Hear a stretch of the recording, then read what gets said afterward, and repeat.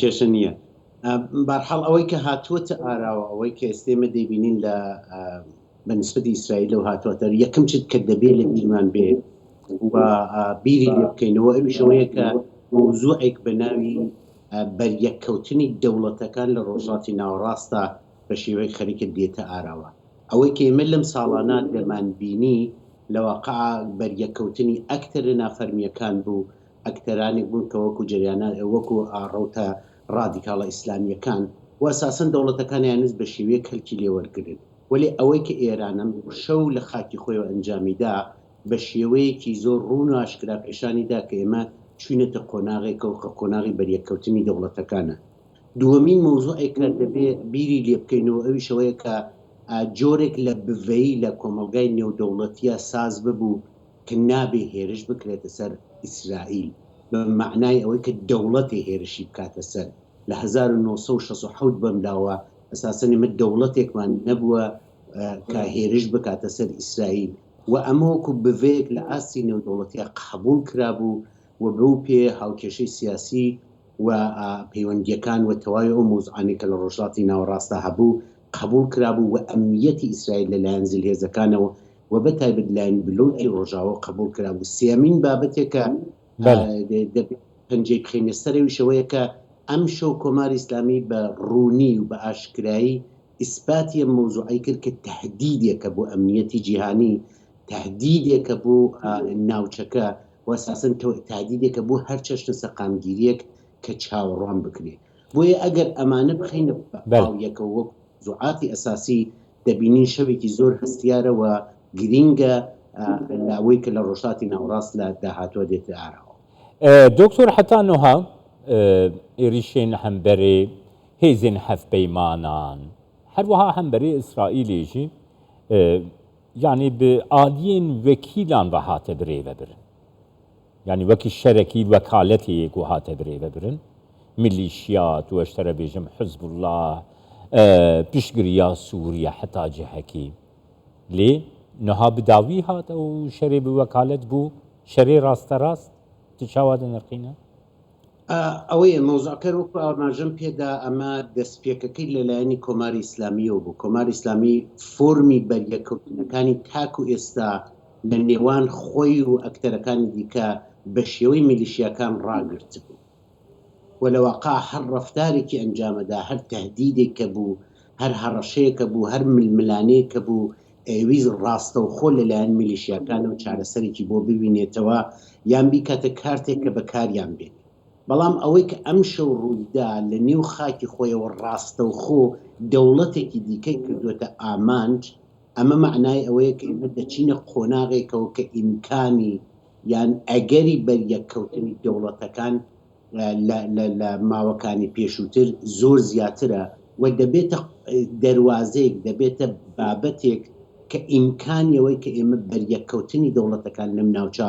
ببینین بێتە ئاراوە. ئیتر دەمێنێتەوە ئایا ئەم بەریەککەوتنی دەوڵەتانە لە ئەنجامی ململانەیە کابێ لە ئەنجامی بەریەککەوتنێکی دیکا سازم بێ یان نە هەرم بەریەککەوتنە کە هەیە لە نێوان ئیسرائیل و کۆماری ئیسلامیە گەشە دەکا و ئاستەکەی چێتە سەرەوە تا هێزەکانی دیکەش تداخلی مۆزوعەکەن. چونکە مۆزوعی ئیسرائیل لە ڕۆژهڵاتی ناوەڕاستە دەوڵەتێک وەکو عێراق، وەکو ئۆردۆن، وەکو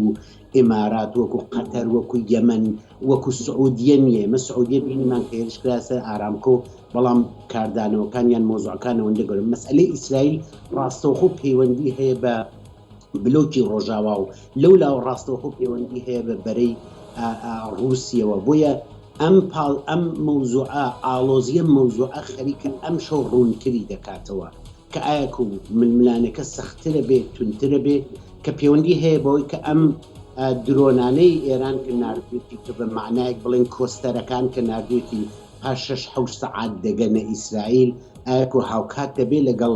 موشەکە یان سارۆخە. ئەگەر هاوکات پێ لەگەڵ سارۆخە ئەمە معنایەکی زۆر خوڵەدا، بەڵام ئەگەر تەنیا ئەم کۆستەرانەیان ئەم درۆنانە بێ بە معنایەوەیە کە تەنیا ئاماژەیە کە جارێ بەوەی کە من تهدیدەکانم عملی کردو یان توانایی بە ئەنجام گەیاندنیم. بەڵێ زۆر باشە. دکتۆر حسام دەستپیش بەڕێستان شرۆڤەکاری سیاسی و شارەزای کاروباری ئێرانن، ینی زۆر جا شرۆڤەکاران باسییان لەوە کرد کە ویستی ئەوەی کە ئێران بێتە ناو شەڕێکی ڕاستەخۆوە لەگەڵ ئیسرائیل ویستێکی ئیسرائیلی ئەمریکیە بۆی کە ئێران بێتە شەڕێکی واوە چونکە ئێران لە دۆخێکی ئابووری سەختایە و ناڕەزایەتی هەیە و ئێستا ئیسرائیلیش لە دۆخێکی سەختایە ینی لە شەڕێکی زۆر ناڕوونایە شەڕەکە یەکلایی نەبووتەوە دیار نیە چارونووسی شەڕەکە چی لێ دێت و خەڵکی ئیسرائیلیش لە حکوومەتەکەی ناتەنیاوە زۆر نیگرانن و جۆرێک لە ینی ناڕەزایەتی هەیە بەرامبەر بە حکوومەتەکەی ناتەنیاوە هەر لە ناو حکوومەت خۆی بەشێک لە بەرپرسانی حکومی نیگەرانن لە بڕیار و شێوازی کارکردنی ناتەنیاوە ینی ئەم هێرشانە خراپ نییە بۆ ئێران و بۆ ئیسرائیل خۆشی کێ لی سوودمەندە دەزانی لەوەقا لە جیهانی سیاسەتە باس لە باش و خراو ناکرێت باس لەوە کرێت کە ئێمە بەرژەوەندیەکان بۆ کاملایەن بە کاملا دەوێت بە چه ئاراستەیەکیان بە وە لە تەنیشت ئێمانە ئەو ململانەیە کە لە ڕۆژڵاتی ناوەڕاستە هەیە ئەساسا ململانەیەکی ناسنامەیە تو بەریەککەوتنی ناسنامان لە ڕاستیە ئەوەی کە ئێستا لە نێوان ئیسرائیل و کۆماری ئیسلامیە هەیە بەریەککەوتنی دوودانە ناسنامەیە کە تەمەنەکەی دەگاتە زیاتر لە 45 ساڵ و ئەمە ئەگەر ئێمە بین پێوانەی ئەوە دابنین کە کێ بە قازانجە کێ بە قازانجنی لە واقع یان معیارێکی ئەخلاقی دابنین ئێمە ناتوانین معیارێکی ئەخلاقی بۆ مۆزوع دابنین چونکە ئەو ئەکتەرانی کە لە نێو ئەم گەمەدان خۆیان و دەستکەوتەکانیان و بە ئامانجگەیشتەکانیان لەم ڕێگە و پێناسەکەن بۆ نمونە ئێوە گریمانەی ئەو بکەن کە کابرایەکی ئیسلامی تونڕە و خۆی تەقێنێتەوە ئەگەر بێ حەساو کتاو کابێژێ من خۆمە تەقێنمەوە دەمرم و ئەمە لە دەسەدەم ئەوە لە دەسەدەم تەبیعەتەن خۆی ناتەقێنێتەوە ئێستا لە ئێستایشا کە ئێمە کۆماری ئیسلامیمان هەیە وەکو ئەکتەرێکی ناڕێک لە نێو گەمەی ڕۆژڵاتی ناوەڕاستە لەسەر ئەو ئەساسە خۆی پێناسە نەکردووە کە بێ حەساو کتاو کاکە بزانێت گیرفانی خەڵکەکەی چەندەی تێدایە ژیانی خەڵکەکەی بە چه ئاراستێکە بەو شێوەیە خۆی پێناسە کردووە کە ئایا کو دەتوانێت ئەو محوەریە ئیدۆلۆژیکیە ناسنامەیە کە خۆی بەدوایەتی بەنجامی بگەێنی یانە ئەمە ئیتر دەمێنێت کە ئەم سیستمانە چۆن لە نەهایەتە چۆن خۆیان پێناسەکەن یان چێژێ لەو پێناسەی وەرەگرن بله دکتۆر نەها گاوا کوشتەری ئیسرائیل لە هەمبەرێ حەماسی دەست پێ لە غەزای دەست پێ جوێ دەمەی بە هاتە دەستنیشانکردن و لە پشت وی شەری ئیران بخوا هەیە ئیران هاندایە و دوێ دەربارەدا gelek daxuyanî gelek ragihandinên medyayê hatindan bez dixwazim wê jî bêjim ku İsraîl gava şer dest pê kirî dest nîşan kir ev şer dê ber bi guherîna rojhilatan navîn vebiçe niha kete qonaqekî nû de ev şer nirxandina te çi ye ڕاستیەکەی تەواوی و ئاماژانەی کە پێشاندەریەوە بێ کە ئێمە چوونێتە قۆناغێکی دیکەوە تەواوی و ئاماژانە تێدایە بەڵام وەکو ئەوەی کە باسم لەسەر کرد دەبێ ئێمە چاوەڕێ بکەین بزانین ئەم ساڕۆخانەی ئەم درۆنانە یانم کۆستەرانەی کۆماری ئیسلامی کە بە 6 سەعاتە گەنە ئیسرائیل پەکێجێکە لەگەڵ سارۆخا پەکێجێکە لەگەڵ هێزە حزب الله یارمەتی بدا پەکێجێکە لەگەڵەوەی کە میلیشیاکان لە سووریا یارمەتی بدەن پەکێجێکە میلیشیاکان لە عێراقا یارمەتی بدەن لە یەمەن ئەگەر ئەم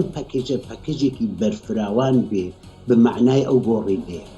بە معنای ئەوەیە کە ئیعتلافێک هەواڵبەندیەک هاتووەتە ئاراوە بۆ لە ناوبردنی ئیسرائیل دژ بە ئەمریکا دژ بە ڕۆژاوا لە بەرامبەرەوەی کە کۆماری ئیسلامی هەیە رووسیا هەیە تا حدێکی چین لە معادلەیە گرنگەوەی کە ئێمە بزانین ئەم دەستپێکە ئەم مەوزوعەکەی هاتووەتە ئاراوە دکتۆر باشە دکتۆر گرێدای vê nirxandinate niha İsraîl gelek eşkere destnîşand kê Benyamin Netanyahu xwe got piştgirên hevalbendên İsraîlê gelek zelalin eşkerene Amerîkayê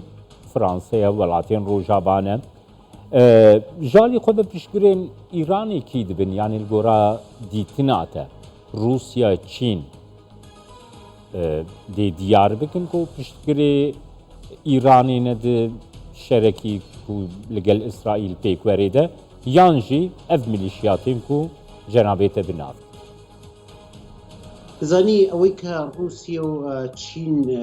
ڕفتاریان چۆن بێ من پێم وابێ کە شەڕی غەزە دەرفەتی گەورەی بۆ رووسیا هێنا پێشەوە بۆی کە بتوانێت لە معادلاتی خۆی لەگەڵ ویلایەتە یەکگرتووەکانی ئەمریکایان لە بەرەی ڕۆژاوا بەکاری بێنێ. مەوزوعی کۆماری ئیسلامی ئێران تۆزێک مەوزوعەکە جیاوازە، ئەویشەوەیە کە دۆمینێکی یان وڵاتێکە لە ژێر کاریگەری رووسیەدا یان رووسیا نفوزی تێدایە لە دەستی دەچێت. ئایا کو رووسیا ئەمیشە کاتە کارتێکە بۆی کە بتوانێت معادلەی خۆی لەو ناوچەیە چارەسەر بکە یانە بە جددی وەکو سووریا دێتە پشتی مەوزوعەکەەوە. گرنگەوەی کە تواناکانی رووسیا بە نسبەتی پشتگیریکردن لە ئێران لە ئەگەرێکی بەرفراوانی ئاوا تواناکانی لەو ئەندازانی کە بتوانێت هەل بەهاوێ. ئەگەرەوە سێرتان کردبێ رووسیا لە ماوە خۆی لە ئێرانەوە درۆنی دەکڕی یان دەچوو لە کۆرەی شماڵیەوە کۆریای باکوورەوە کۆمەڵێت تەجیزاتی دەهێنا. بەڵێ هەمووە پێشاندەریەوەی کە تواناکانی رووسیا لەوەی کە بتوانێت لە بەرەی سووریا بێ، لە بەرەی ئۆکراینیا بێ، لە بەرەی کۆماری ئیسلامیدا بێ توانایەکی لەو ئاستە بەرزانێ. بەڵام لە هەر حاڵا بەو ئاستانی کۆماری ئیسلامی ناداتە دەستی ئەمریکا یان تەحویلی ئەوانی نادا. گرنگەوەیە کە بزانێت مەجموعیەوەی کە ئێستا ڕوو دەدا لە نێوان ئێران و ئیسرائیلە ئایا کو دەتوانێت هەوێنیەوە بێ یان بەستێنیەوە خۆشکاکە ملانەکە خوڵتر ببێتەوە یانە. بەڵام لە بیرمان بچێتە یەکێک لە هێڵە سوورە گەورەکانی ئاسایشی ئیسرائیل ئەم شەو شکێندراوە و ئەمە دڵنیاییەوە کۆماری ئیسلامی تاوانەکەی دەبێت بدا ئیتر بە چ مۆدیلەکەی دەبێت چاوەڕوان بکەین. بەڵێ دکتۆر حوسام دەستپێش بەڕێستان لەگەڵمان بمێنرەوە. دکتۆر میوانێکی ترمان هەیە بێگومان ئەویش وەردەگرین با بزانین ئەو چیڵێت لەسەر ئەمەی کە ڕوەدات بە تایبەتی ئەم شەو هێرشەکان بۆ سەر ئیسرائیل زۆر چڕ بوونەتەوە. ئێران تاوەکو ئێستا چەندین با بڵێن موشکی ئاراستەی نها سوپای پاسداران داخویانیەک دایم باش سوپای پاسداران داخویانیەک داە دەبێژێک و ئێریشاک و هاتیەکردن بە درۆنان لێ هەروەها موشەکان ژی هاتیەکردن و لە هەن جهن ئیسرائیلێژی بوونە ئارمانج ئانگ و سوپایا پاسداران دەستنیشان دکەک و ئێریش بە درۆنان هەروەها بە موشەکان هاتیەکردن. ئەف دیمەنێن کو ئەم دیبینن لەسەر ئەکرانا کوردستان 24 دیمەنێن زندینە تەماشەبانێنێژە ژە تەلابیب ئیشێ پێش قاسی دەمژمێرەکەی نەوزە محەممەد دەمژمێرەکەی ئێریشا ئیرانی بەرامبەری ئیسرائیل دەست پێ کرد. ئێریشەکە چاوەڕێکردی بوو لێ هەروەها گەنگەشەشی دە ئاستا سیاسەتا جیهانێدا هەبوو کو ئیران دکارە بە ئێریشا پێکنینە لێ ژعالی ئیرانی بە ئیشێف ئێریش هاتە دەست پێکردن. ئیسرائیل دەستنیشاندکێک بۆ بە هەر ئاوایی ئامادەی هەمبەرێ بێ ئێریشێ بووە و پیشگریە کە تەمام بۆ ئیسرائیلی ژعالی ئەمریکا و فەرەنسا بەهایە. زۆر باشە. هەر لەسەرما میوانێکی دیکەمان دەبێت دکتۆر ئازاد محەممەدیانی شرۆڤەکاری سیاسی لەگەڵمانە بێت. دکتۆر ئازاد سوپاس بۆ ئامادەبوونی بەڕێستان. ڕەوشەکە چۆنە بیری خوێندنەوەی تۆ چییە بۆەوەی کە ئێستا ڕۆدا؟ سڵاو هیوادارم باش بن. ڕاستەکەی بە پێی ئەو ڕووداوانەی چەند ڕۆژی ڕابردوو چاوەڕوان دەکرا کە کۆماری ئیسلامی ئێران دەست بداتە ئەو کارە لە نوێژی ڕۆژی جێژنی ڕەمەزانیشدا خامنەی ڕێبەری کۆماری ئیسلامی ئێران بە شێوەیەکی ئاشکراوە وازەح دەبێ حتممە و هێرشە بکەین. دیارە وەختێک ئەو بڕیارێک دەدا تەبیعەتەن نظامی سیاسی ئێران دەستگای نظامی ئێران دەستگای ئیداری ئێران مەجبورەوە دەبێ بە ئەنجامی بگێ. دیارە ئەوە من تا ئەو کاتە ڕاستەکەی وەک خۆم من پێم وانە ڕەنگە کۆماری ئیسلامی ئێران دەست بداتە هەمچین قمارێک. بەڵام کە جۆم لەوە بوو لە ڕۆژی جێژندا باشە دکتۆر ئازاد بۆ قمار ئەمە تمشاکات لەو جەهەتەوە قمارەکە ئێران من پێم وایە هەموو ئەو کارانەی کە ئیسرائیل کردی بۆ تێوەگلانی ئێران. ئیسرائیل دەزانێت کە ئێران توانایی ڕوبەڕووبوونەوە لەگەڵ ئیسرائیل نییە. دیارە ئیسرائیل بە تەنیا نییە، چون وەختی تۆ باسی ئیسرائیل دەکەی دەبێ حتمما لێکدانەوەشت ئەوە بێ کە ئەمریکاشی لە پشتاکە، بەشێکی دیکە لە دنیای ڕۆژاواشی لە پشتا. ئەوەیە ئێران توانایی ئەوەی نییە لەگەڵ دنیای ڕۆژاوا ڕوبەڕوو بێتەوە، لەگەڵ ئێران ڕوبەڕوو بێتەوە لە ئەگەری هەر پێش هاتەیەکدا. بۆیە من پێم وایە قمارەوە ئەوان حولی ئەوەیان بوو بە جۆرێک لە جۆرەکان ئێران تێوە. من پێم وایە بۆ کەمکردنەوەی ئەو گوشارانەی کە ئێستا دەوڵەتی نەتانیاهو لەسەرێتی لەسەر مەوزوعی غەزا پێویستی بەو شەڕە بوو، ئەو شەڕەی کە باشترین لایەنیش دیارە کۆماری ئیسلامی ئێرانە کە لەوەتی دامەزراوە دروشمی سەرنگونی و نابودی ئیسرائیل بدا. بەڵێ دکتۆر ئازاد دخوازم وێ پرسێ بکەم، یانی نوها ji dema ku Komara İslamî ya İranê hatiye damezran heta roja îro bi aliyê yani birêgayî milîşiyatan, birêgayî hêzên bi wekalet siyaseta xwe li rojhilata navîn bi taybetî birêvebiriye. Ev ê rîşa rast hemberî dewletekê cara yekem tê kirin gelo encamayê wê Komara İslamî ya İranê tu çawa dixwîne û Komara İslamî ya İranê di wê baweriyê de ye û dê rîşek rasta hemberî İsraîlê dê İsraîlê ji nexşa rojhilata navîn rabike weke ku gelek caran dibêje. من پێم وایە ئەو دروشمانێکە کۆماری ئیسلامی ئێران داوێتی تا ئێستاش من پێم وانە بوو بەو نەتیجەیە بگا ڕۆژێک بەکردەوەی دەربێنێ عملی بکە. تەنیا دروشمێکی سیاسی بوو لە چوارچێوەی نظامی ئیدئۆلۆژیکی کۆماری ئیسلامی ئێراندا کە بەشێکی بۆ ڕازی ڕاگرتنی ئەو هێزە ئیدئۆلۆژیکەی کە لە نێوخۆ تەرەفدار وەلایەنگری تاسەری کۆماری ئیسلامی ئێرانن وەلایەکی دیکەشەوە بۆ ئەو سەمپاتانەی کە لە ناوچەی ڕۆژهەڵاتی ناوەڕاستدا هەیەی. من پێم وایە هەموو ئەو دروشمانی کۆماری ئیسلامی ئێراندا هەیەی لە خزمەت دەوڵەمەندکردنی ئیدئۆلۆژیەکەیدا بووە، نە بەکردەوەی کردنی ئەو شتێکی ئێستا ئێمە دەیبینین. من پێم وایە کۆماری ئیسلامی ئێران تووشی شەڕێکی نەخوازراو بووە. ئەو هەرگیز پەیوانە بوو ڕۆژێک مەجبور دەبێ بە شێوەی ڕاستەوخۆ لەگەڵ ئیسرائیل دەستەویەخە بێ کە ئەو بەرەکەی دەبێتە ئەمریکا. ئێمە دەزانین ئەگەر قرار وایە ئەو شەڕە چڕ بێتەوە، ئەگەر قرار وایە بەرین بێتەوە، ئەگەر قرار وایە کۆماری ئیسلامی ئێران زەربەیەکی وا لە ئیسرائیل بدا کە ئەو زەربەیە خەساری گیانی و سەربازی زۆری لێ بکەوێتەوە، تەبیعەتەن ئەمریکا وەک دەوڵەتێک تعهودی بە ئەمنیەتی ئیسرائیل هەیە و ئەوی لە شەڕەکە دەگرێت و کۆماری ئیسلامی ئێران بە شێوەیەکی نەخوازی شەڕێک دەبێت کە 45 ساڵە پێی وە تەنیا لە نظامی ئیدئۆلۆژیکی ئەودا ڕەنگی داوەتەوە نە بە شێوەیە. باشە دکتۆر ئەم شەڕە بەڕێوەبردننی سێ شەڕ بۆ ئەمریکا قورس نابێت ئەگەر بۆ ئیسرائیل سوودی هەبێت و ئێرانی تێوەگلادمێت لە شەڕێکی ڕاستە خۆیان بۆ ئەمریکامە قورس دابێت. شەڕی ئۆکرانیا و رووسیا هەیە، شەڕی ئیسرائیل و حەماس هەیە، شەڕێکی دیکە هەیە پێوترێت تازەیە شەڕی ئێران و ئیسرائیل کە ڕاستەوخۆ ئێران هێرشەکاتە سەر ئیسرائیل. ئەمە بۆ ئەمریکا چۆن نەبێت قورس نابێت. من پێم وایە بەغیر لە ئیسرائیل هیچ کام لە لۆرەکانی دیکە ئارەزوی ئەو شەڕیان نەبووە ئەمریکا لە هەمویان زیاتر. من پێم وایە ئەمریکا ئەسڵەن ئیدئالی ئەو شەڕە نییە، ئەو زۆری حەول داوە کە ئەو پێش بەو شەڕە بگرێ و ئەو کارانەی کە کۆماری ئیسلامی ئێران لە ماوەی چەند ساڵی ڕابردوودا کردوویەتی ئەگەر دەوڵەتێکی ناسەبور بووبایەت دەوڵەتی ئەمریکا دەبوو ئێمە چاوەڕوانی شەڕ بکەین، بەڵام دیتومانە سەبوری کردووە و هەرگیز حەولی نەداوە بۆی کە ئەو ئیختلافانە ئەو چوزانم کێشانە تەشەنە پێ بدات. بۆیە من پێم وایە وە کۆماری ئیسلامی ئێرانیش من پێم وایە بەر ئەساسی ئەو تەحلیلە دەستی داوەتە ئەو کارانی کە تالان کردوێتی کە ئەو بە شێوەیەکی ڕاستە و خۆ تووشی شەڕ لەگەڵ ئەمریکا و ئیسرائیل نابێ، چون نە ئەمریکا شەڕی دەوێ و نە ئیسرائیل. بەڵام من پێم وایە لە ئێستادا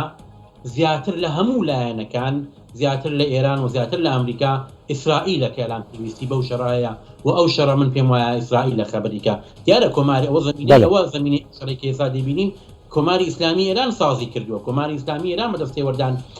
لە ڕۆژهەڵاتی ناوەڕاستدا بە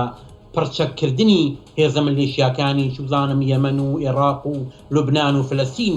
زمینەی ئەو شەڕی ساز کردووە. بەڵام بەرەساسی ئەو ئیلەی کە شەڕەکانی خۆی لە دەرەوەی سنوورەکانی ئێران بکات نە لە نێو سنووری ئێراندا. بەڵێ دکتۆر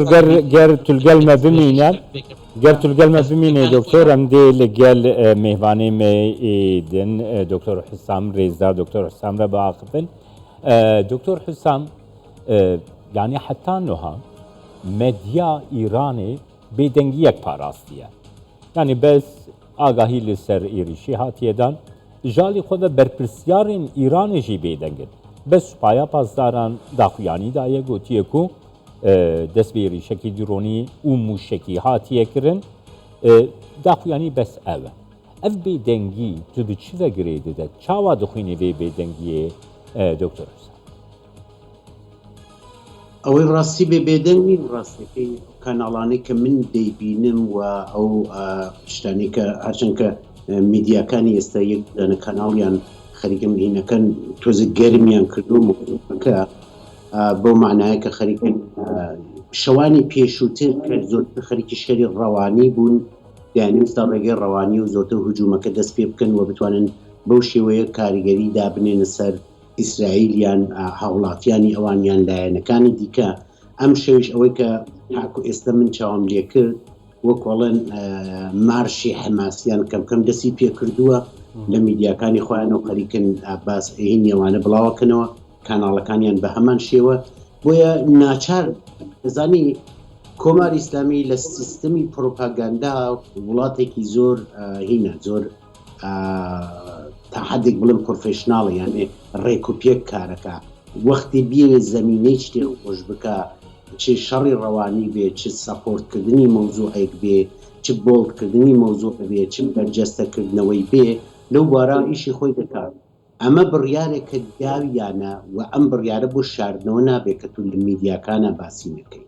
ئەم بڕیارە و ئەم مەوزوعە ئێستا لە تەواوی میدیاکانە لە ڕۆژەوایە وەکو میدیاکەیەوە باسی لەسەرەکەن بۆیە من نایبینم ئەو ساردیە لەواندا و لە ئەساسا ئیتر هادێ مەوزوعەکە گەرمترە بێ بۆچی لەبەرەوەی کە کاتی ئێرانیش ئێستا بە نسبەتی کاتەکانی وڵاتانی تر و جیاوازی هەیە بە نسبەتی ئەوەی شۆ تەسیریەکە بەردەنگەکان تا چەندیان لە بەردەستا بنیان لە بەردەستانە. بەڵێ بەڕێز دکتۆر حسام دەستپیش شرۆڤەکاری سیاسی و شارەزای کاروباری یاران لە بڕۆکسلەوە لەگەڵ مامووی سپاس بامەدەبنی بەڕێستان دکتۆر حسام دەستپیش. بەڵێ لەگەڵ میوانەکەمان لەگەڵ دکتۆر ئازاد بەرداوامە بین بزانیارێک کە جێگەی سەرنجەوەیە کە لەوەتەی شەڕی حەماس و ئیسرائیل هەیە هەتاوەکو ئێستا ئەمە ڕووی نەداوە کە هیچ فڕۆکێک لە ئاسمانی غەزە نابینرێت و هێرشە ئاسمانیەکان بۆ سەر غەزە تاوەکو ئێستا وەستاوە و هیچ هێرشێک بۆ سەر خەڵکی سڤیلی غەزە لەلایەن ئیسرائیلەوە نییە. دکتۆر ئازاد دەگەڕێم وەلای بەڕێستان چاوەڕێی چی بکەنیتر یعنی چاوەڕێی ئەوە بکەین کە ئیسرائیل وەکو ئێران هێرش بکاتەوە سەر ئێران ڕاستە و خۆ من پێم وایە پەیوەندی بەوە هەوەیە ئاسی ئەو زەربەی کە لە ئێران ئیسرائیلدا چەندەیە ئایا ئێران دەتوانێت درۆنەکانی بگەینێتە خاکی ئیسرائیل ئایا موشکەکانی ئێران ئەو ئاراستەی کە هەیەە دەیپێکێ یانە ئەگەر ئێران توانی ئەو کارە بکات توانی هەدەفەکانی خۆی پێکێ توانی زەربەیەکی کاریگەری وا لە خاکی نێو خاکی ئیسرائیلدا لە ئیسرائیل بدا حتمما دەبێت چاوەڕوانی ئەوە بکە ئیسرائیل بەرپەرز داتەوە چون ئیسرائیل یەک جار لە ماوەی یەک ساڵی 6 مانگی ڕابردوودا ئەزمموی ئەوەی بووە کە شکست یا ئەو هێژمونیکە ئەو فەزا هێژمونیکەی کە سازی کردبوو ئەو فەزا ڕەوانی کە سازی کردبوو ئیسرائیل وڵاتێکی شکست ناپەزیرا دەشکێ و سیستمی دفاعی ئیسرائیل ئەوەندە قەویە کە بەرپەرسی هەر جۆرە ڕوبەڕووبوونەوەیەک دەداتەوە بە پێی ئەو واقعەتە من پێم وایە ئەگەر ئیسرائیل زەربەی وێ بکەوێ خەساری وێ بکەوێ و درۆن و موشکەکانی کۆماری ئیسلامی ئێران توانن سنووری ئیسرائیل ببەزێنن و زەربەیەکی کاریگەر لە ئیسرائیل بدەن قەتعاً ئێمە دەبێت چاوەڕوانی ئەوە بین کە ئیسرائیل هێرش دەکاتە سەر خاکی ئێران و دەبێت چاوەڕوانی ئەوە بین دواتریش کۆماری ئیسلامی ئێران مەجبور دەبێت دیسان بەرپەرز بداتەوە و ئەو شەڕەی کە چاوەڕوان دەکرا بەداخەوە خەریکە ڕوو دەدا لە ڕۆژهەڵاتی ناوەڕاستدا و دۆخەکە قەیراناوی تر دەکات. تەبیعەتەن دەبێت ئیسرائیل مەجبورە بۆەوەی کە کۆنتترۆلی ئەو وەزعیەتە بکە، کۆنتترۆلی ئەو درۆن و موشەکانە بکە کە لەلایەن کۆماری ئازاد بەڵێ فەزای غەزا ئارام ئازاد ئەبێت ئەمریکا چی بکات؟ ینی ئەمریکا دەبێت چی بکات لە ناوبینی ئیسرائیل و ئێراندا؟ من پێم وایە کاتێک ئەمریکا تەبیعەتەن هەر ئێستا ئەمریکا قەتعەن هاوڕێیەتی ئیسرائیل لە کابووی کە پێش بە گەیشتنی درۆنەکانی ئێران بە خاکی ئیسرائیل بگیە، هەر لەسەر لەو مەسیدێکە لەو ڕێگایی کە بەڕێوەیە نەیەڵێ سەرنگونیان بکات. بەڵام دواتر ئەگەر شتەکە بگاتە ئەو قۆناغی کە ئیسرائیل مەجبور بێ وەڵامی کۆماری ئیسلامی ئێران بداتەوە و شەڕەکە بێتە شەڕێکی دوولایەنە، من پێم وایە ئەمریکا ئیتر مەجبور دەبێ سەبووری خۆی کۆتایی پێبێنێەوە شەڕەکە دەگلێەوە و تەبیعەتەن پشتی ئیسرائیل دەبێ. تمشاکە کۆماری ئیسلامی ئێران من پێم وایە تا ئێستا بە قەراعەتی ئەو ڕوانگە دکتۆرینی ئەمنیەتی کە بوویەتی بەردەوام ئەوەی دەکرد عمقی ئیستراتیژیکی ئێمە ئیجاب دەکات مەسەرەن لە سووریا شەڕ بکەین بۆ وای دەکوت تەواوی حەولی ئێران ئەوە بوو شەڕەکە نەکێشێتە خاکی ئێران. ئەگەر شەڕێک لەگەڵ ئیسرائیل یا لەگەڵ ئەمریکا دەکا لە دەرەوەی سروولەکان ئێران ئەو شتەی اتفاق بکەوێت. ئوسوولەن فەلسەفەی عمقی ئیستراتیژیکی دکتۆرینی عمقی ئیستراتیژی کۆماری ئیسلامی ئێران ئەوە بوو. بەڵام ئێستا کە شتەکە وای لێ دێ لە خاکی خۆیەوە مەجبور دەبێ حملە بکا بۆ ئیسرائیل و دەبێت چاوەڕوانی ئەوەش بێ کە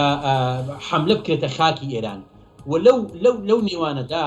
ئەمریکا وەکو نازر ناتوانێت ڕابوەستێ. ئەمریکا وڵاتێک کە تەعهدی هەیە بە نسبەت ئیسرائیلەوە وە لە هاوپەیمانەتێکی لە هاوپەیمانەتێکی بەرین و قوڵ و مێژووی تایە لەگەڵ ئیسرائیل و بەڵێ دکتۆر دخوازم ژالی ئیرانێ بەشی گەر ئەم بگرن دەست یعنی نوها ب ساڵانە یعنی ئیران پشتگیریە حزب الله لوبنانی، حوسیین یەمەنی، میلیشیاتین لە عێراقی، هەن گروپین لە وڵاتین کەنداوێ، gelek grubên milîşiyat li Sûriye. Yani İran vê siyaseti her dikarî bi vî şêweyî berdewam bike û şerekî li gel İsraîl û welatên Rojava jî birêve bibe ji ber ku gava got em dibêjin İsraîl piştgirên wê yekem welatên Rojava. Xwendina te çi ye Doktor Hasan? Timşaka Komarî İslamî ئێران باش دەزانێت کە ئەو کارانی کە دەیکا نە دنیای ڕۆژئاوا کە یەکێتی ئوروپا بێ نە ئەمریکاوە تەبیعەتەن ئیسرائیل لەگەڵی هاوڕانین وەدژین و ئەگەریش ئێوە تمشای بەرنامەی ناوەکی کۆماری ئیسلامی ئێران بکەن و ئەو هەڵوێستەی کە دنیای دەرەوە و دنیای ڕۆژاوا بەنسبەت بەرنامەی ناوەکی ئێران گرتوویەتی بەهۆی ئەو ڕفتارێتی کۆماری ئیسلامی ئێران دەرە ناوچە بووە، بەهۆی ئەو تەقوێتی هێزە ملیشیانە بۆ کە کۆماری ئیسلامی ئێران بە درێژی ئەو چەندەیە کە لەسەر حکوومەت بۆ کردوێتی، بەهۆی ئەو هەڕەشانە کە لەسەر ئیسرائیل کردوێتی. دنیای دەرەوە زۆر پاش دەزانێت کە کۆماری ئیسلامی ئێران کێشەیەکی ئەمنیەتی بۆ ڕۆژهەڵاتی ناوەڕاست، بەڵام ئەوان هاوکات ئەوەش دەزانن کە شەڕکردن لەگەڵ ئێران بەو ئاسانە نییە کە لەگەڵ ئەفغانستان، بەو ئاسانە نییە کە لەگەڵ عێراق، بەو ئاسانە نییە کە لەگەڵ یەمەن. ئێران وڵاتێکی بەرینە، ڕواوی ئیسرائیل قەت یەک پارێزگای چکۆلەی ئێران دەبێت.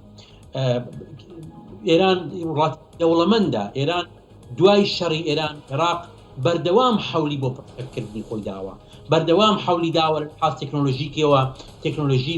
موشکی و درۆنی خۆی بەرێتە سەر، وای لێ هاتووە کە وڵاتێک وەک رووسیا مەجبورە لە ئێران موشک و درۆن بکرێ. ئەوانە هەموو وای کردووە دنیای دەرەوە وێرای ئەوەی کە دەزانێت ئێرانێکێک لە کێشە گرینگە ئەمنیەتەکانی دنیا و ڕۆژهەڵاتی ناوەڕاستە. دکتۆر گەر ڕەوشا ئیرانی نافخۆییشی پرۆسەیەکی وسا دەتبوومە بنرخینە، یعنی ئیرانی دە مەسەلە gelek cara xwe pêşandan nav İranê hatine kirin ku semyana İranê, dewlemendiya İranê ji bo derveyî İranê diçe.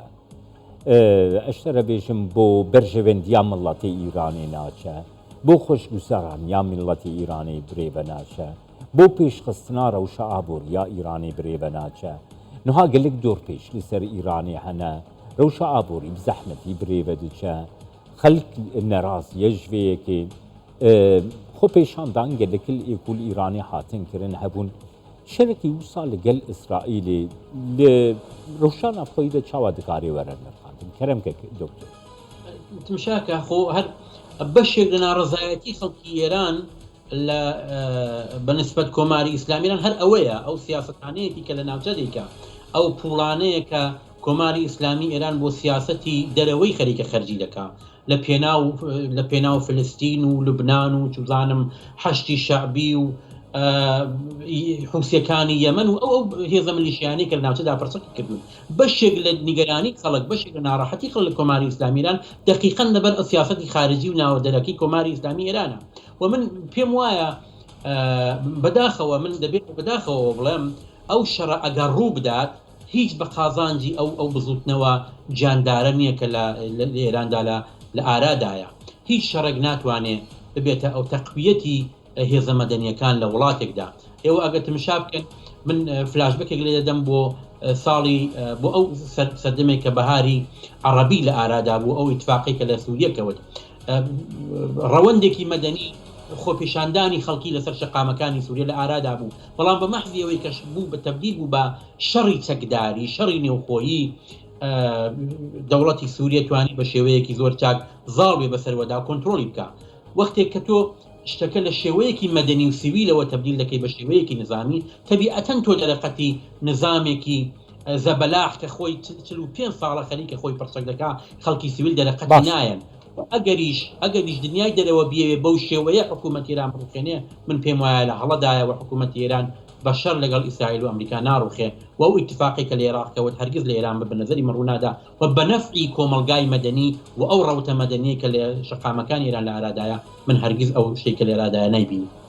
باسە فراوانبوونی و هێرشانی کە لەلایەن ئێرانەوە کرێتە سەر ئیسرائیل لەلایەن ئیسرائیلەوە کرێتە سەر ئێران فراوانبوونی ئەمەی کە ئێستا هەیە ئەم وشەکانی کە ئاڕاستی ئیسرائیل کراون ئەنی تا چەند کاریگەری لەسەر جیهانە بێت تا چەند کاریگەریە بێت لەسەر ئاسایشی نێودەوڵەتی جیهانی تەبیعەتەن هەر ئێستا ئێوەگاتان لێبێ بازارە جیهانیەکان خەریکە دەجوڵێن بازاری نەوت خەریکە دەجوڵێ بازاری زێر خەریکە دەجوڵێ و دنیا خەریکە بەنسبەت شرکەتە هەواییەکان خەریکن مەسیری هەوایی خۆیان دەجۆزنەوە لە ئێرانەوە بۆ مەسیرەکانی دیکە تەبیعەتەن ئەگەر شەڕێک لەگەڵ ئێران ڕووبدا تەئسیر و کاریگەرێکی یەجگار زۆری هەیە لەسەر بازاری وزە لە دنیادا و ئێمە دەبێت چاوەڕوانی ڕۆژانێکی سەختتر بین بۆ وڵاتانەی کە وابەستن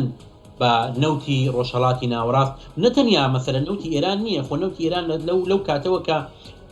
لەو کاتەوە کە ئێران لەژێر گەمارۆدایە کەمتر دەچێتە نێو بازارەکانی جەهانیەوە وڵاتەکانی وەکو چین و هێندێک وڵاتی دیکە بە قیمەتێکی کەم لە ئێرانی دەکڕن بەڵام مەسەلە ئەوەیە ئێران لە منتەقەیەکدا قەراری گرتووە لە ناوچەیەکدایە کە ئەو ناوچەیە هەموو شۆی ئەنەرژی وزەی دنیای پێدا دەبووە هەر ئێستا ئێران ئەمڕۆ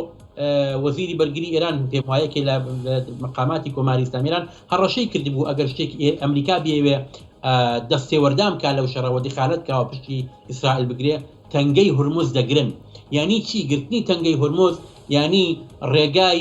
ترانسپۆرتی ئەنەرژی و وزە لە دنیادا کێشەی بۆ ساز دەبێت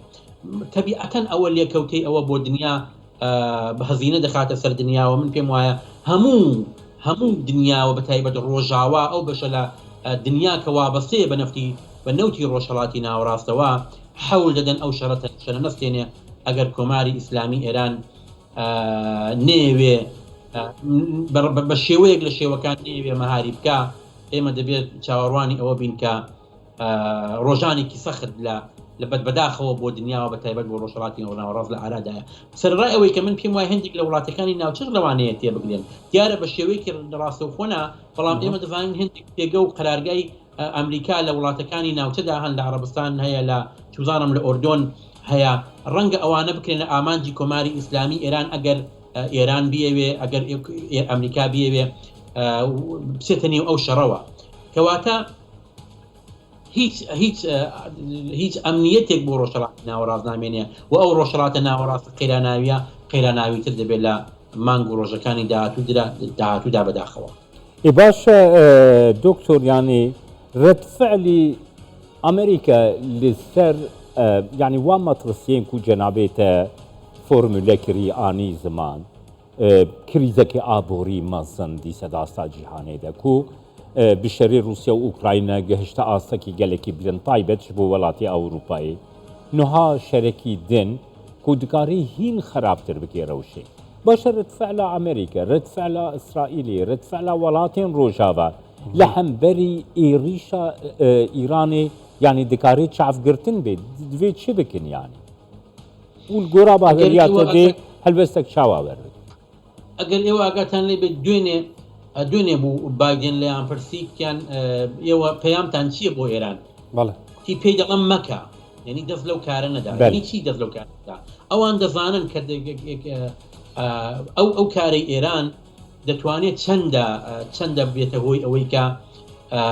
ئەوەڵەن ڕۆژهەڵاتی ناوەڕاست تێک بدا ئەمنیەتی ڕۆژهەڵاتی ناوەڕاستێک کە وردە پێش ئەو شەڕەی 7 ئۆکتۆبر خەریک بوو وردە ئارام دەبوو بە دوای شەڕی عێراق دوای شەڕی ئەفغانستان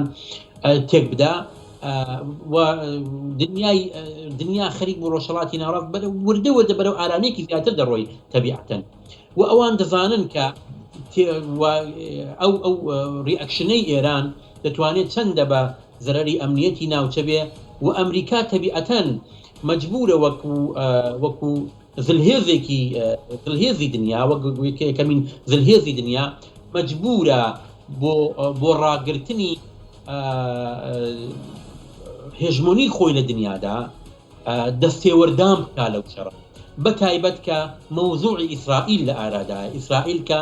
لە دوای شەڕی دووهەمی جەهانیەوە وەک هێڵی سووری دنیای ڕۆژئاوا لێ هاتووە لەباری ئەمنیەتیەوە و ئەوان بە جۆرێک لە جۆرەکان خۆیان متعاهد دەزانن بە پاراستنی ئەمنیەتی ئەو سنوورەی کە دوای شەڕی دووهەمی جەهانی و دوای ئەو ژنۆسایدەی کە ئاڵمان کردی لە جووەکان سازیان کرد و بۆی تەبیعەتەن خۆیان متعاهد دەزانن بۆ پاراستنی ئەوە کەواتە من پێم وایە ئەمریکا لێرەدا لە بەرابەر عملێکی ئەنجام شدەدا ڕوبەڕوو دەبێت لەگەڵ ڕووداوێک کە مەجبور دەبێت نەوەی کە بەخواستی خۆی مەجبور دەبێت وەڵامی بداتەوە بۆیە وەک ئەرزم کردن ئەو شەڕا نەخوازراوە تەبیعەتەن نەخوازراوە من پێم وایە کۆماری ئیسلامی ئێران هەرگیز تەحلیلی ئەوە نەبوو کە ڕۆژێک بە شێوەیەکی ڕاستەوخۆ ڕوبەڕوو دەبێتەوە لەگەڵ ئیسرائیل و لەگەڵ ئەمریکا ئیسرائیل بەو هێرشەی کە بە کۆنسولگەری ئێرانی کرد لە دەمێشق ئێرانی تووشی فەزایە کرد تووشی دۆخێک کرد ناچاری کرد بەوەی کە وەڵام بداتەوە ئەگەر وەڵامی نەدابایەتەوە بەشێکی زۆر لەو هێزانەی کە لە ماوەی دوودەهەی ڕابردوودا لە ڕۆژهەڵاتی ناوەڕاستسازی کردوون پرسیارێکی گەورەیان بۆ ساز دەبوو ئەو زلهێزەی ناوچەیە کە خەریکە بەردەوام ئیدعای ئەوەی هەیە کە ئیسرائیل نابوود دەکەم چۆنە لە بەرابەر هێرش بە خاکی ئێران کە کۆنسولگەری یا سفارەتی هەر وڵاتێک بە خاکی ئەو وڵاتە حساب دەبێت هیچ کاردانەوەیەکی نییە لەلایەکەوە وەلایەکی دیکەشەوە ئەگەر هێرشی پێ بکە تووشی شەڕ دەبێت کەواتە کۆماری ئیسلامی ئێران لەبەر بەرابەر دوو ئەگەردا ڕوبەڕوو کە هەردوو ئەگەرەکە نەکردنی هەردووکیان یاکردنی هەردووکیان بۆ ئەو خەسارەتێکی گەورە بوو کە بەداخەوە مەجبور بوو وەڵام بداتەوە و تەسلیمێکی گرت کە بە بەڕوای من ئەو تەسلیمە زیاتر لە خزمەت سیاسەتەکانی نەتانیاهۆدایە. زۆر باشە دکتۆر ئازاد ئێستا سوپای پاسداران ئێران ئەڵێت لە وەڵامی هێرشی تاوانکاری قەواری زایۆنی بۆ سەر کوڵسوخانەکەمان لە سووریا ئۆپراسیۆنێکمان بە درۆن و موشک بۆ سەر قەواری زایۆنی ئەنجامدا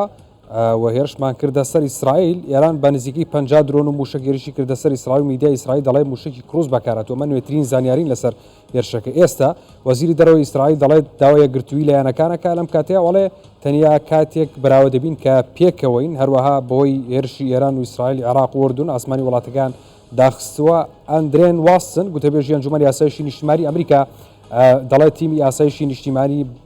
بەردەوام زانیاری بەسەرۆک بایدن دەدەن و چاوەڕێ دەکرێت هێرشەکە چەند کاتژمێرێک بخانێت. ئیسرائیل دەڵێت لە ڕووی بەرگری و هێرشبردن ئامادەن و جەختیش دەکاتەوە کە سیستەمی بەرگری ئیسرائیل ئامادەیە بۆ پەربەرشدانەوەی هێرشەکانی ئێران. پێ دوایە دکتۆر ئازاد ئەوەی کە ئێستا پێویستە بکرێت چییە؟ یعنی ئەمریکا چی لەسەر و پێویستە چی بکات بۆەوەی کە ئەم شەڕە ڕابگیرێت چکە ڕۆژهڵاتی ناوەڕاست هەردوو وڵاتەکە وڵاتانی کە لەم ناوچە هەیەن جیهان ئەمریکا خۆی لی زەرمەندە. تمشاکە من پێم وایە ئەلان شتەکە هیچ ناکرێت بوو بە ئەرزی ئەمری واقع ینی تازە درۆنەکانی ئێران موشەکانی ئێران وەڕێکەوتون ینی شتەکە ڕووی داوە ینی تا ئەو کاتێک کە ئێران دەستی بۆ ماشەی موشەکەکان نەبردبوو دەتوانی چاوەڕوانی ئەوە بکەی حولێک بدرێ بۆەوەی کە پێش بەو شەڕە بژیرە موشەکەکان بەڕێکراون ئێستا فقط دەبێت چاوەڕوانی ئەوە بێت من پێم وایە ئەمریکاش و ئیسرائیلیش و تەنانەت ئێرانی دەبێت چاوەڕوانی ئەوە بێت ئەو ئاراستەیەی کە موشەکەکانی ئێران دەیپێکێ چەندە خەسار لە ئیسرائیل دەدا و قرار وایە چ هەدەفێک بپێکێ ئەگەر ئەو هەدەفەی ئێران قرار وایە بپێکێ ئەوەندە خەسارەتەکەی زۆر بێ و سنووری ئیسرائیل ببەزێنێ ئیتر من پێم وایە ئیسرائیل تەبیعەتەن وڵام دەداتەوە و شتەکە ڕووی داوە شتەکە بۆتە ئەرزی واقع ئەلان ئێمە دەبێت وەک ئەرزی واقع تەماشای ئەو ڕووداوە بکەین کە ئایا ئەو شتەکە ڕوویدا چۆن کۆنتترۆل بکرێ بە چه بارێکدا تەواو دەبێت کەی تەواو دەبێت و چۆن تەواو دەبێت من پێم وایە شتەکە تازە ڕووی داوە بۆتە ئەرزی واقع شتا تازە هیچ شتێک ناکرێت من دکتۆر ئازاد گەر تولگەلمە بمینە دکتۆر ئازاد پێ دوایە ئەمە درێژکراوی شەڕی غەزی یاخود شەڕێکی دیکەیە من تمشاکە شەڕی غەزەش کولی ئەوانە یەک پەکەیجن هەم شەڕی غەزا هەموو ئێستا ڕووی دەدا و هەموو ئەوەی ئەو شتانی کە لە ماوەی چەند ساڵی ڕابردوودا لەگەڵ پەیوەندی لەگەڵ ئەو میلیشیانەی کە ئێران پرچەکی کردوون ڕویان داوە هەمووی ئەوانە یەک پەکەیجن پەکەیجەکەشی چییە سەرهەڵدان و تەقویەتی ئیسلامی جەهادیە ئیسلامێکی ئیدئۆلۆژیکە کە ئەو ئیسلامە ئیدئۆلۆژیکە ئەویترەکەی خۆی لە پێشدا ئیسرائیل دەزانێت دوایە دنیای ڕۆژاوا کە کۆماری ئیسلامی ئێران بنەما وەچوە ماکی سەرەکی ئەو خوێندنەوەیە لە دنیای نوێدایە من پێم وایە شۆڕشی ئێرانی ئێران لە ساڵی 1950دا وهاتنە سەرکاری کۆماری ئیسلامی ئێران بوو بە خاڵێکی وەرچەکان لە گەورە بوونەوە دکتۆر یەک پرسیار هەیە ڕاستی پێم خۆشە لە بەڕستانی بکەم دۆخی ئابووری هەردوو وڵات ئامادەیە بۆ شەڕێکی ڕاستە و خۆی نێوان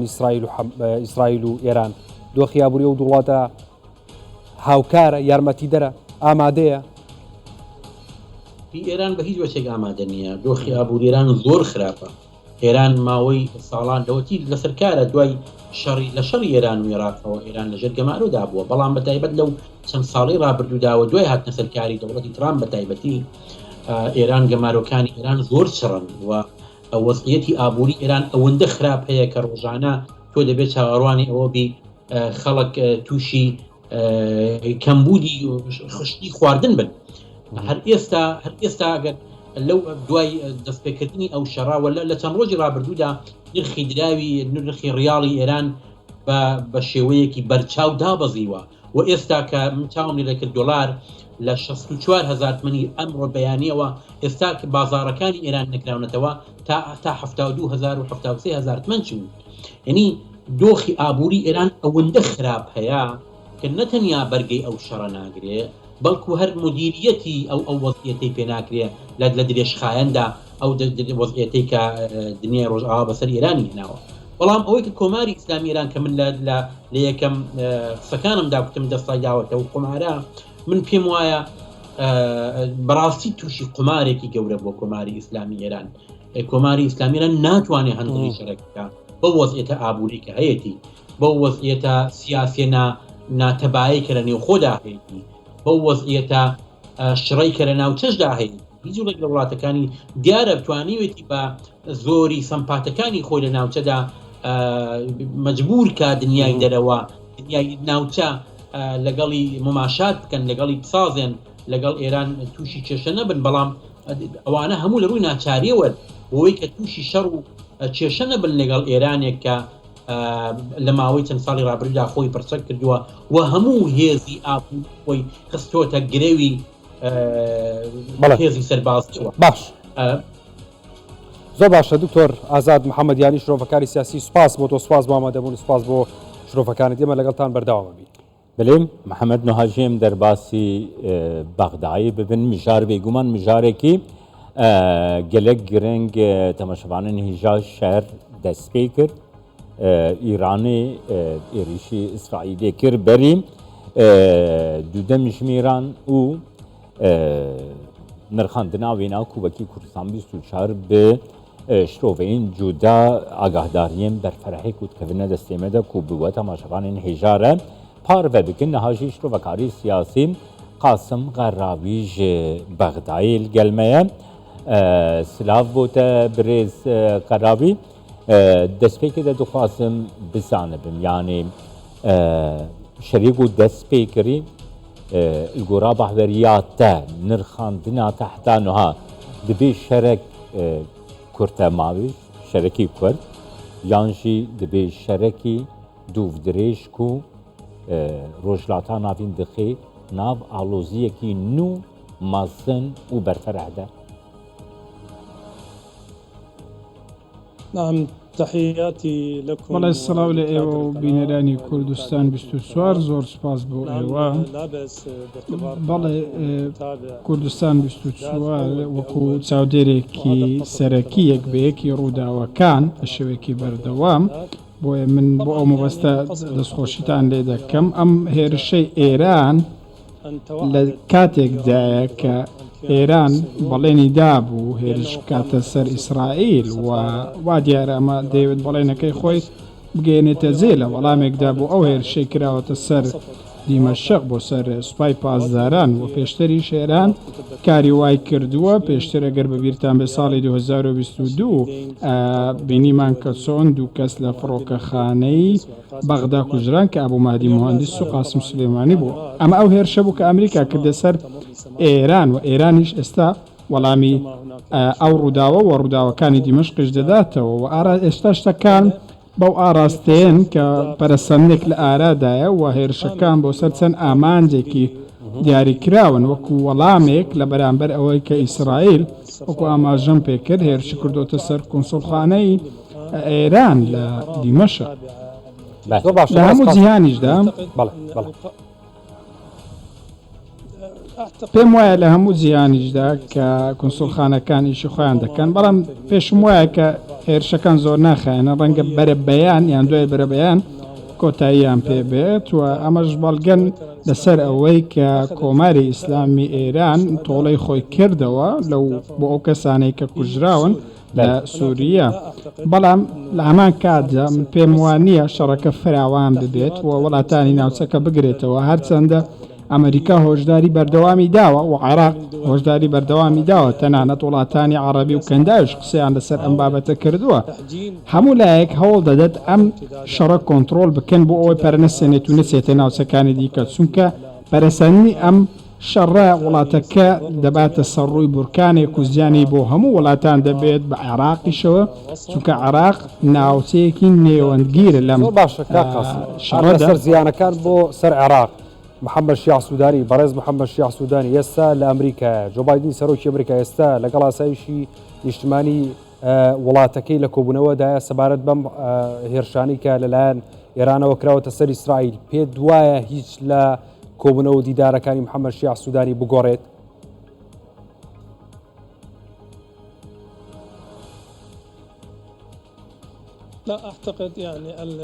من پێم وانە سەردانەکە بەو شێوازە بێت چونکە ئەم سەردانە ماوەیەکی زۆرە پلانی بۆ داڕێژراوە و وادەکە دانراوە بۆ سوودانی سەردانی ئەوێ بکات چونکە چەند بابەتەکان حکوومەتەکەی سوودانی دەیانەوێت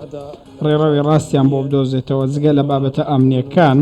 ئەمەش بەو پێی بوونی هێزەکانی ئاوپەیمانی بە تایبەتی ئەمریکا لەسەر ئەو لایەنی ئەمنیە بە دیاریکراوە زیاتر تەرکیزیان لەسەر ئەم بابەتەوە پەیمان وایە حکوومەتی عێراقی هەوڵ دەدات ڕێکەوتنی استراتیژی لەگەڵ ئەمریکا بخاتە کارەوە ئەو ڕێکەوتنەی لە نێوان هەردوو لاکاری پێ بکرێت ئەم ڕێکەوتنە چەند شتێکی لە خۆ گرتووە لە مامەڵەکردن و هەماهەنگیکردن لە بوارەکانی وەکو بواری تەندروستی بواری پەروەردە و فێرکردن بواری ئابووری بواری ئاوڕۆ و بەرهێنان و وزە و تای بوارە ئابوووریەکان هەمویان لەم کۆبوونەوانە باز دەکرێن و گەنگەشە دەکرێت گفتوگۆیان لەبارەوە دەکرێت بۆیە سوودانی لەگەڵ خۆیدا بۆ ئەمریکا دەبینیت کە خەڵکی بازرگانی بردووە وەف شاندێکی باڵای لەگەڵ خۆی بردو بۆ ئەوی تاوتوی ئەم بابەتەش بکە نەک تەنیا لە بوارەدا تەنانەت لە بواری سەربازیش هەوڵ دەدەن کە بگەن بە ڕێککەوتنی نوێ و هەروەها خشتەیەکی دیاریکراوە بۆ کشانەوەی هێزەکانی هاوپەیمانی لە عێراقدا بنێن. واقعەکەشی ئەوەیە کە ئەم سەردانە یەکێکە لە سەردانە گرنگەکان ئەو سەردانە گرنگانەی کە بەڕێ سوودانی ئەنجامی دەدات بۆ ئەوەی جارێکی دیکە سروشتی پەیوەندی لەگەڵ وڵایەتە یەکگرتووەکانی ئەمریکادا بڕێژێتەوە قسە لەسەر چۆنیەتی داهاتووی ئەو پەیوەندیە بکرێت و ئەگەر هاتوو خشتەی کشانەوە ئەو هێزانە داناندرێ هێزەکانی ئەمریکا لە عێراق مانەوە ئەو کاتە ئێمە دەچینە نێو ڕوبەڕووبوونەوەی گروپە چەکدارەکانی ئەوەی پێی دەوترێ مقاومەی عێراقی هەر دوێ دەربارەیدا برێز قاسم قەراوی دەخوازم بپرسم یعنی عێراق دەوێ سەکنێکی چاوانی شان بدە و باندۆرە شێر لەسەری عێراقی نەبە و عێراق بکارەبە شەرێکی وسا دوور بمینە دیتناتە دوێ دەربارەی دەگەڕ بگرم. بەڵێ ڕاستیەکەی دەستور زۆر ڕوونە و مادەکانی زۆر ڕوونن چونکە پێویستە عێراق خۆی لە شەڕەکان بە دوور بگرێت و دەست وەرنەدات لە کاروباری وڵاتانی دیکە. ئەمە شتێکە تەنانەت حکوومەتی سوودانی زەختی لێ کردوێتەوە بۆی پەیوەندەکان هاوسەنگ بن و لەگەڵ وڵاتانی ئەوروپا لەگەڵ تەواوی وڵاتان ئەمە بۆ چییە بۆ وێ بەرژەوەندی عێراق بپارێزی سەقامگیری و سربەخۆی عێراق بپارێزیت. لەم حاڵەتەدا عێراق ناچێتە نێو ململانەکانەوە عێراق ناچێتە پاڵهی سوڵاتێکەوە پشگیری لایەنێکی دیاریکراو ناکات بەڵکو ئەوەندەی بتوانێت هەوڵ دەدات بێلایەن بێت و هاوسەنگی بپارێزێت لە پەیوەندی لەگەڵ وڵاتانی دیکە. ئەمە بابەتێک کە پەیوەندی بە ئێرانەوە هەیە کە هێرشی کردوتە سەر ئیسرائیل و ژێرخانی ناوچەکەی بە ئامانز کردووە و هێرشەکە لە وەڵام یاخۆت بە زۆرێک لە زۆرەکان لە دژی حکوومەتی ئیسرائیل بووە هێرشەکەی ئێران لە وەڵامی ئەو هێرشەی لە سووریا کراوە. عێراق داوا دەکات کە ململانەکان فراوان نەکرێن و عێراق کۆدەنگە و هاودەنگە لەگەڵ ئەو وڵاتانەی وەکو ئەمریکا و کەندا و کە شەڕ لەمە فراوانتر نەبێت و بەل نەچێشە بۆ وڵاتانی دیکە و ناوچەکە بچێتە ململانەیەکی بەهێزەوە کە هەموو شتێک بەیەکەوە بسووتێنێت. زۆر باشە بەڕێز قاسم بە گەشتنی موشک و درۆنەکان ئێران بۆ سەر ئیسرائیل چاوەڕێی چی بکەین لە ڕۆژهڵاتی ناوەڕاست؟ چاوەڕێی ئەوە بکەین ئیسرائیل ڕاستە و خۆ وەڵامی ئێران بداتەوە؟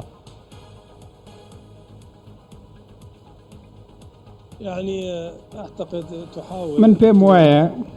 کە وڵاتانی عەرەبی هەوڵ دەدەن و دەیانەوێت ئەم ململانەیە لەمە فراوانتر نەبێت و لەگەڵ ئەوەشدا نین و ناشێنەوێت کە ناوچەی زیاتر لەوەی هەیە بگرێتەوە. کەش و هەوای عەرەبی لە ئوردن لە سووریا مەبەستم لە کەش و هەوا لێرەدا بواری فڕۆکەوانی و ئاسمانیە لە عێراق لە سووریا لە ئێران لە ئوردن لە ئیسرائیلیش وەستاوە گەشتەکان وەستاون. ئەمە بۆ خۆی ئاماژەیەکی گرنگە و بێت و ئەگەر بێت و هێرش بکرێ ئەوانیش وەڵامیان دەبێت. بەڵام من پێم وایە لە هەمان کاتدا وەک چۆن ئێران بۆ ئێران ئەو قسەیەمان کرد ئیسرائیلیش وێری ئەوە ناکات ڕاستەوخۆ لە نێو ئێران بدات بەڵکو چی دەکات لەو شوێنانە دەدات کە ڕاوێژکار و یاخود ئەندامانی سوپای پاسداران لە نێو سووریا لە ناوچەکانی دیکە هەن بۆ پەیوەندی بە ئێرانەوە چکە ئەمە بۆ ئەوان نزیکترە و لە ماوەی ڕابردوشدا کاری هاوشێوەی کردووەوە توانیویەتی هێرش بکاتە سەر فڕۆکەخانەی دیمەشق و ئەو ناوچانەی بە دیاریکراوی لە نێو سووریا سوپای پاسدارانی لێیە و لەڕێی درۆن و موشک هێرشی کردوێتە سەر. پێم وایە بووە جارێکی دیکە شەڕەکە فراوان نابێت و ئیسرائیل بوێری ئەوە ناکات هێرش بکاتە ناوخۆی ئیسرائیل و ئێرانیش پێم وایە من بە دیدی سادەی خۆم ئێرانیش بە مندە دەست هەڵدەگرێت بەوەی کردوێتی چونکە ئەو بەڵێنی دابوو تۆڵە بکاتەوە تۆڵەکردنەوەش بەردەوامی شەڕ نییە بەڵکو وەکو ئەو وایە تۆ دەرسێکی دا بدەیت و ئەم دەرسەش دەکرێت بڵین لە ڕێگەی ئەو هێرشانەوەیە. برێز قەراوی نوها یعنی لە گۆر مەدیای هەروەها گۆر نرخاندنان ئەو بووکوم ئیران بە درۆنان ئێریشکریە سەر ئیسرائیلی ئەو وەکی پێلا یەکەم بپیلا دویم بموشکان ایریش بکن گر پیلا دویم دست بینکی بموشکان ایریش لحنبری آرمانجین اسرائیلی نیکرن او تیوی واتی کو شر بشوی که دست بکر ایرانی طول حلده اسرائیل جی به آوایی که نرم سردریه به روشه دکه و شر بردوام نکه تو چاوا دخوینه؟ يعني الحقيقة أعتقد ڕاستیەکەی من پێم وایە کە شەڕەکە بەم شێوەزە هەرگیز بەردەوام نابێت و ئەگەر ئیسرائیل بێت و بوێری ئەوە بکات کە وەڵام بە شێوەیەک وەڵام بداتەوە کە ڕاستەوخۆ لە نێو ئێران بێت زۆر بە قورسی بازەکەی دەدات چونکە بەرەی مقاومە بیرمان نەچێت لەگەڵ ئێران هاوپەیمانم وەڵامی دەبێت لە حیزب اللهەوە بگیرە لە سووریا لە عێراق لە ئێمن گروپە چەکدارەکان هەمویان ئەوانش دەست بە هێرشەکانیان دەکەن و زیانی زۆر گەورە لە ئیسرائیل دەدەن و زیانێکی زۆر لەوەی ئێستا گەورەتری لێ دەدەن و پێم وایە ئێستا ئیسرائیل بۆ خۆ زۆرێک لە لاوازی پێوە دیارە چونکە قەیرانێکی ئابووری هەیە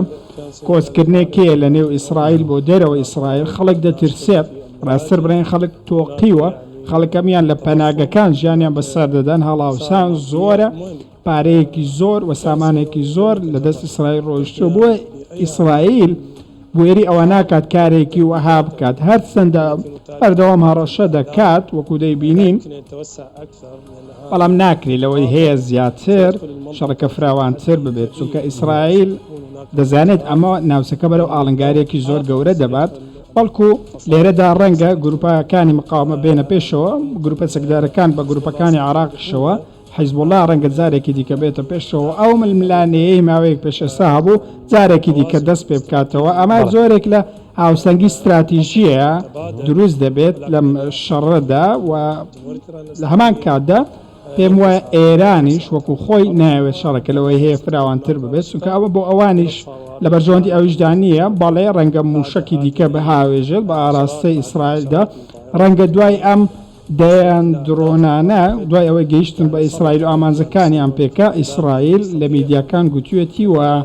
ئاماژە بەوە کردووە کە ئێمە دەتوانین وەڵامی هەندێک درۆن بدەینەوە بەڵام ناتوان هەمویان بوەستێن وەڵامی هەمویان بدەنەوە بۆیە پێم وایە ئیسرائیلش ڕەنگە وەڵامێکی هەبێت و لەگەڵ ئەم شتە کۆتایی دێت زۆر باشە بەڕێز خەراوی پێتەر وایە دەبێت ڕۆڵی ئەمریکا چی بێت؟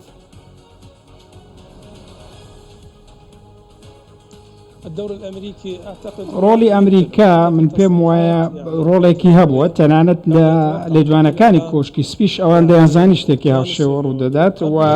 ئیسرائیل بەر لە دەستپێکردنی هێرشەکە لە میدیاکانی خۆی ئاماژی بۆی کردبوو گوتوبیان ئێمە ئەمڕۆ پێشبینی دەکەین کە ئەجێرخانی ئیسرائیل بردومان بکرێت ئەمریکا زۆر باش دەزانێت بایدن و ئیدارەکەی زۆر باش دەزانن کە ئێران لە هەر ساتێکدا بێت هێرش دەکاتە سەر ئیسرائیل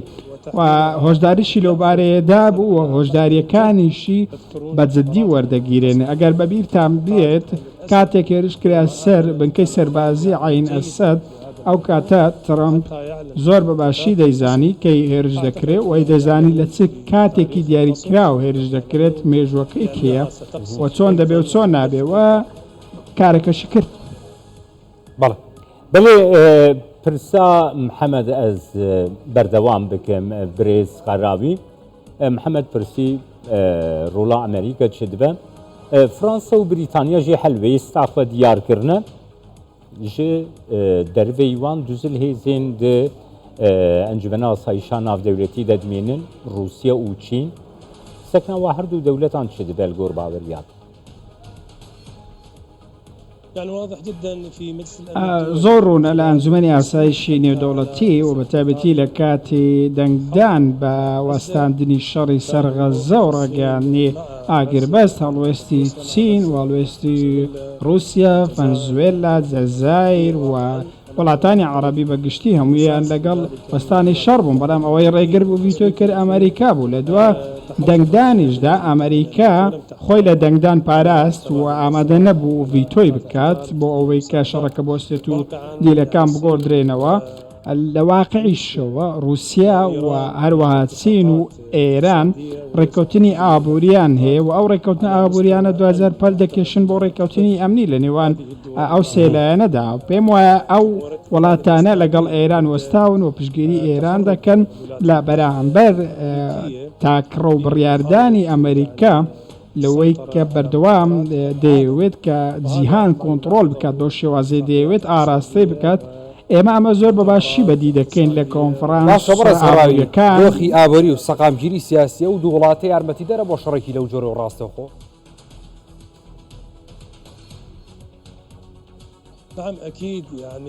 بەڵێ بەدڵنیاییەوە ئەمڕۆ ڕۆلی ئابووری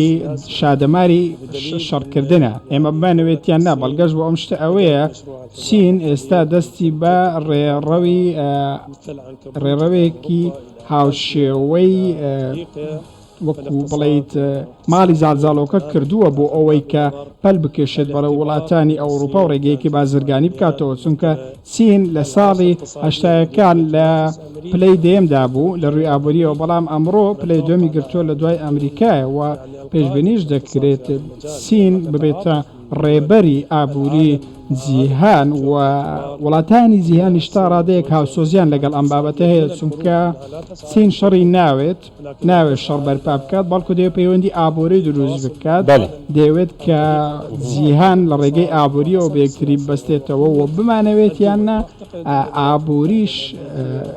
بەشی هەرە گرنگی پەیوەندی سیاسەکانە و پەیوەندی سیاسەکان پتە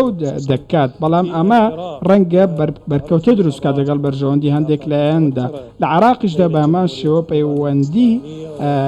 یاخۆت پەیوەندی نێوان ئێران و ئەمریکا لەسەر عراق ڕەنگی داوەتەوە دەبێ عراق بۆ خۆشی ڕۆڵ ببینێت لەوەی شتەکان هێور بکاتەوە و بەو ئاراستەیە بڕوات کە دەرەنجام لە داهاتوودا دەرەنجامی باشە بێت بۆ کۆتایی هێنان بە پەرسەندانە چونکە عراق بۆتە گۆڕۆپانی یەکلایکردنەوەی ململانەکان. بەڵێ بەڕێز قاسم غەراوی شرۆڤەکاری سیاسی لە بەغدادەوە لەگەڵمان بووی سوپاس بۆ تۆ سوپاس بۆ شرۆڤەکردنەکەت.